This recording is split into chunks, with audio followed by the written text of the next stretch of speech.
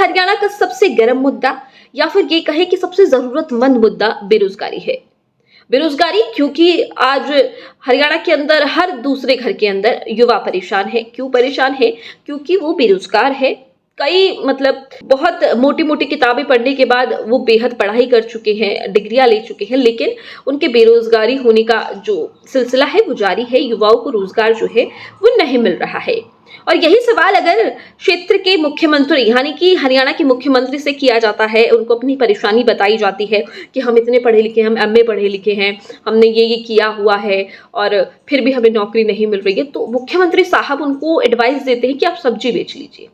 जी हाँ, उनका कहना है कि मैंने भी एक समय में सब्जी बेची थी और आप भी जो है आप सब्जी बेच लीजिए। मतलब आप सोच सकते हैं कि एक युवा जिसको पढ़ाया लिखा मतलब जिसके माता पिता ने उसे पढ़ाया, वो पढ़ा, मोटी मोटी किताबें पढ़ने के बाद जो है उसने डिग्रियां ली, मास्टर्स की और बैचलर्स की, उसको आज मुख्यमंत्री साहब एडवाइस कर रहे हैं कि आप सब्जी बेच लीजिए।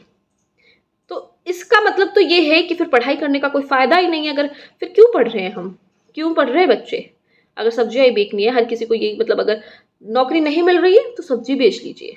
ऐसा कब कहा है मुख्यमंत्री साहब ने? आगे एक ऑडियो जो है वो अटैच कर रही हूँ, उस ऑडियो को जरूर सुनिएगा और देखिएगा कि किस तरीके से मुख्यमंत्री जो है एक बेरोजगार युवा का यहाँ पर एक तरीके से मजाक बनाते हुए नजर आ रहे हैं। बेरोजगार भी आदमी, मैं भी उस समय बेरोजगार था जब साइकिल पर सब्जी लेके जाता था, मंडी बेच के आता था। सर इतना पढ़ लिखने के बाद अगर यही करना पड़ेगा क्या सर?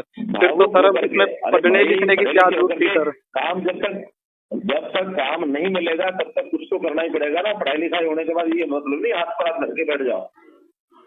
इस प्रकार से भावुक होकर के बात करेंगे तो उसका कोई फायदा थोड़ी है। नौकरी तो नौकरी के हिसाब से मिलेगी। मेरे हाथ में नहीं है कि मैं कलम चला दूं, नौकरी दूं आपको।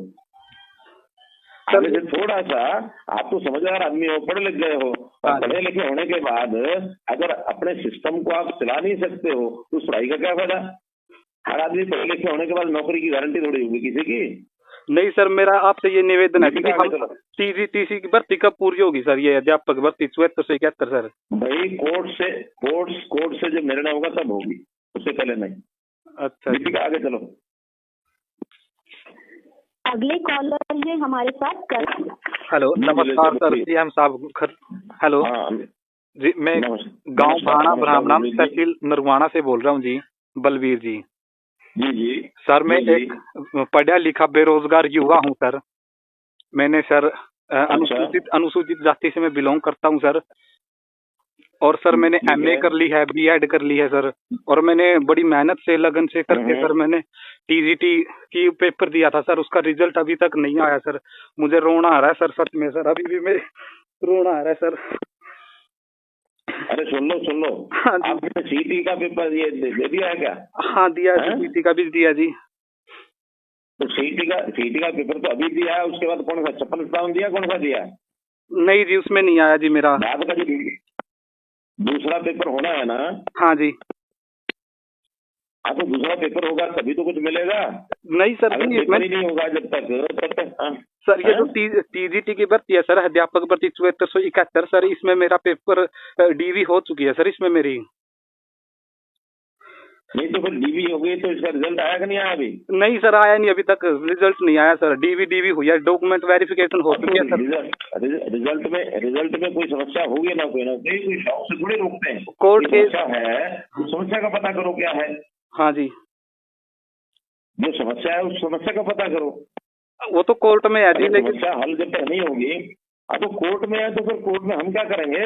उस कोर्ट में तो लड़ाई लड़नी पड़ेगी सर। इस प्रकार से भावुक होकर के चलोगे कुछ नहीं बढ़ता।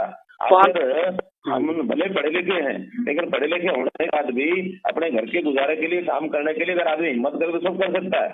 मेरे जैसे आदमी ने भी सब्जी बेची है साइकिल पर जाकर के सर। मैंने लिख करके हम काम नहीं कर सकते है छोटा मोटा? क्या जी?